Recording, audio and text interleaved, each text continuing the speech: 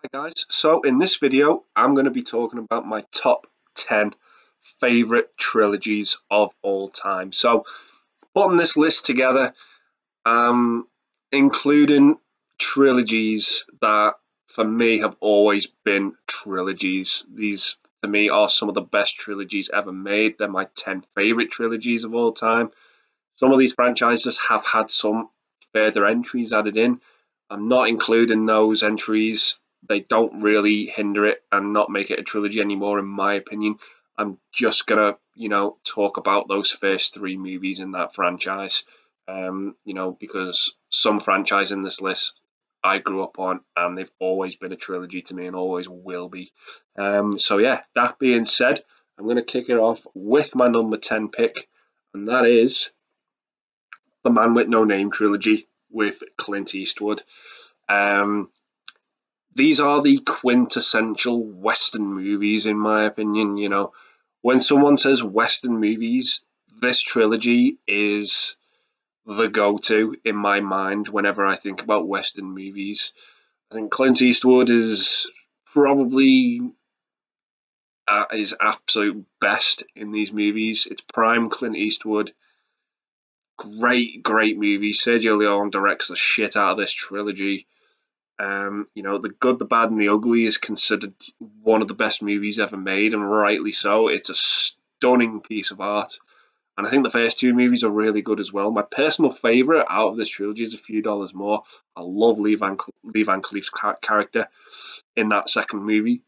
I think he's so good. But yeah, just an absolutely phenomenal Western trilogy, and I think it's absolutely superb.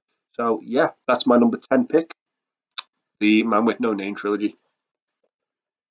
So coming in at number 9 for me is the Naked Gun trilogy. Now, this could be a bit of a controversial choice. I love all three of these movies. I think they're great. I think the first one is the best. The third one is my personal favourite. I don't think it's the best made. Obviously, that goes to the first one. But the reason why I love these movies is they make me laugh.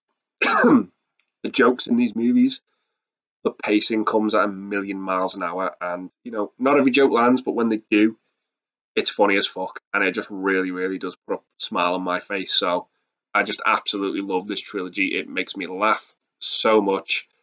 It's great. R.I.P. Leslie Nielsen. Just absolutely love the guy in these movies and put him on the map for me.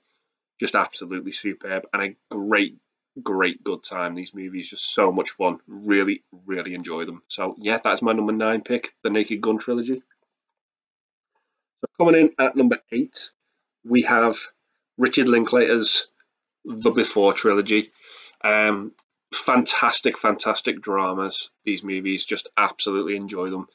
There is a Criterion set of this, but I believe it's the same price as one of those tickets to space. It's just so super expensive. But yeah, it really focuses on this relationship, this trilogy, and each movie sort of tells us a tale of the relationship at a different period in time. I think these movies have about 7 or 8 years between each one, and you really sort of feel the tensions building, the romance blossoming, all these things that relationships go through. You feel in these movies. They're translated so well in this trilogy, and I think it's overall it's a masterpiece by Richard Linklater, and I just absolutely adore this trilogy. I think the two leads in it are absolutely great. The chemistry between them is on point, and I just enjoy this trilogy so much. And that is, yeah, Richard Linklater's The Before trilogy. Really good. So coming up next for me is the reboot of Planet of the Apes trilogy, the new trilogy. So first up, we've got Rise of the Planet of the Apes, followed by Dawn of the Planet of the Apes, and ending with War for the Planet of the Apes. Now, for me, reboots and remakes are never really a good idea. I adore those 5 original Planet of the Apes movies, as flawed as the sequels are. I think the original's great, and I do enjoy the sequels for what they are. And I thought rebooting it was just a horrible idea. How could they do it well? reboots and remakes have never really done well in the past, but this trilogy here proved me 100% wrong. I absolutely adore these movies. I just think they're great. I think the first one is just really entertaining, sets it up fantastically. Second one's my personal favourite. I really, really enjoy Cobra as the villain, the sort of Shakespearean villain that we completely understand. You know, he's as horrible as he is. You sort of understand his motivation as to why he's bad. And I think War was just a great wrap up.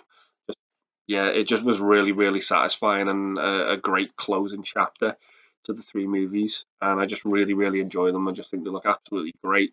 Slipcovers look fantastic, and the movies themselves packed with such quality.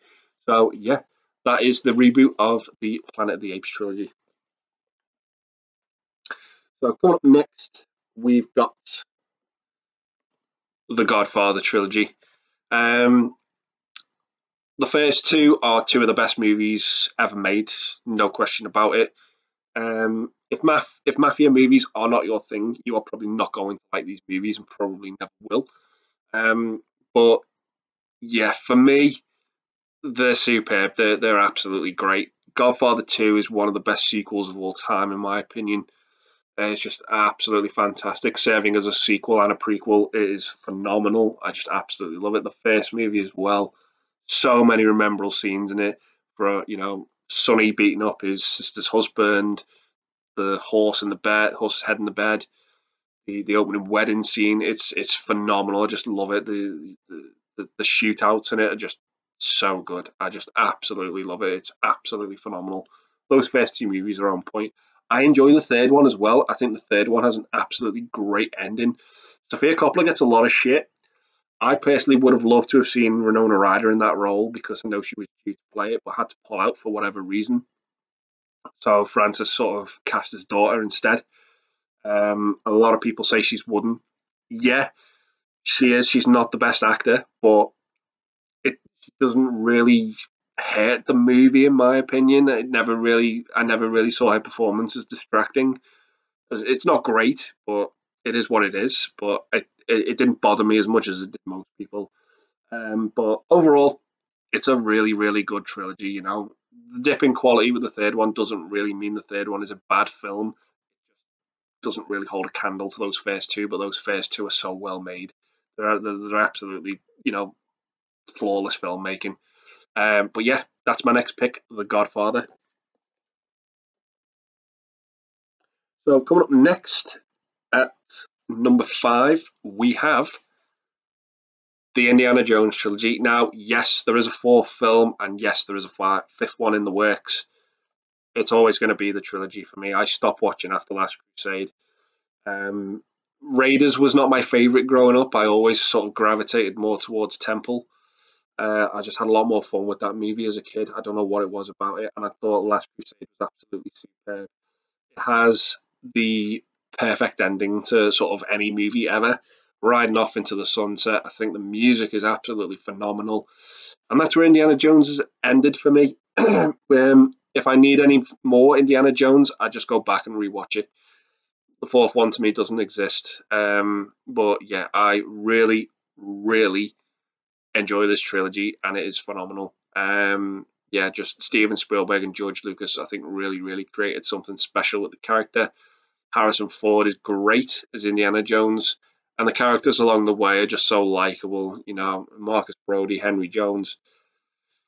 It's you just absolutely love these characters, and these films are just they're adorable in a strange way. I just they're comfort movies. They really are. They're so much fun. They're great. I absolutely love them. Just yeah, that's why it's my next pick, Indiana Jones trilogy. So coming up next at number 4 for me is the Die Hard trilogy. Again, I stop after with Die Hard with a Vengeance. For me, if I need any more Die Hard, just go back and rewatch the trilogy. But yeah, Die Hard, the first one, a phenomenal action movie. Probably one of the best action movies ever. I just absolutely adore it. Perfect casting, perfect villain, perfect characters. Absolutely love it. It's probably Bruce Willis's best movie. Alan Rickman as Hans Gruber, fantastic villain, love it, absolutely superb.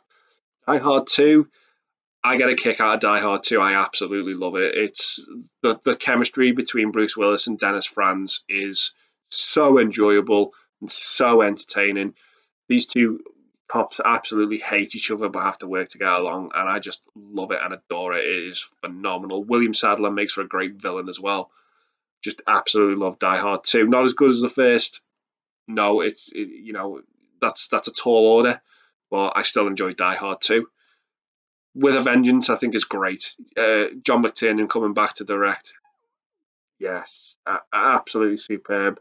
Jeremy Irons makes for a great villain.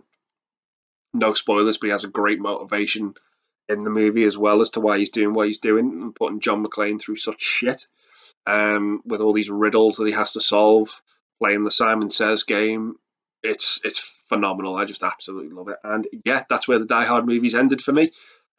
So yeah, that's why it's my number 4 pick, Die Hard. So coming in up at number 3 is Peter Jackson's masterpiece, in my opinion, and that is Lord of the Rings. This is the extended edition. After watching the extended editions, I can't really go back and watch the theatrical ones, in my opinion. I'm sort of spoilt with the extended versions, shall I say. They just bring so much, those cutscenes bring so much to the story, in my opinion, particularly with Return of the King. But yeah, these are movies I probably watch at least once a year. I just have a fantastic time with them. The runtime is very, very lengthy, but for me, it's worth it. Each movie plays a part in the story fantastically, and yeah, it's great. The Return of the King for me is probably my favorite because of how conclusive it is and how much closure it is. I know a lot of people have a problem with the way it ends. It's just it takes forever to wrap things up. Never really bothered me. It sort of was tying up all the loose ends for me, which I really, really liked. But yeah, these are just, fantasy movies, at their most excellence, in my opinion. Really, really enjoy the extended editions of Lord of the Rings. Just absolutely superb.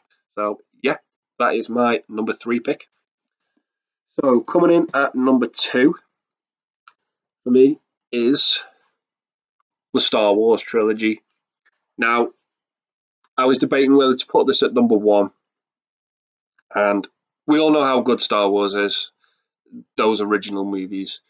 And yeah, the reason why it's my number 2, well, first off, I'm going to say I can't really bring anything new as to how good Star Wars is. I think it's been said.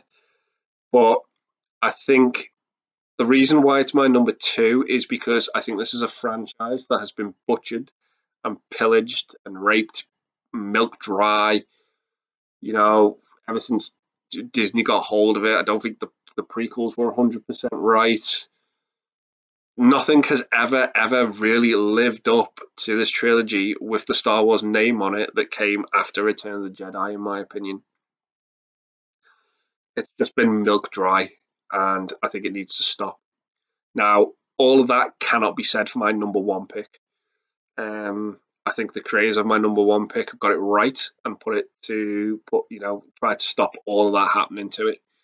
But this original trilogy is superb. It's the trilogy I grew up on, the Star Wars movies I grew up on, and I just absolutely love them. This absolutely phenomenal space opera from George Lucas, delivering one of if not the greatest sequel of all time, and Return of the Jedi being not as good, but very, very conclusive and wrapping things up quite nicely. And I always forget how good the first movie is.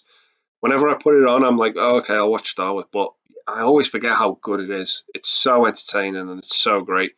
Absolutely love these movies. The despecialized versions are the way to go, in my opinion. Absolutely phenomenal. And yeah, that's why it's my number 2 pick. So that is Star Wars. So coming in at number 1 for me is Robert Zemeckis' Back to the Future. This is a property that the creators of it, I am so grateful for, have left alone. It doesn't need touching. It doesn't need sequels. It doesn't need milk and dry or anything like that. It still holds up so well.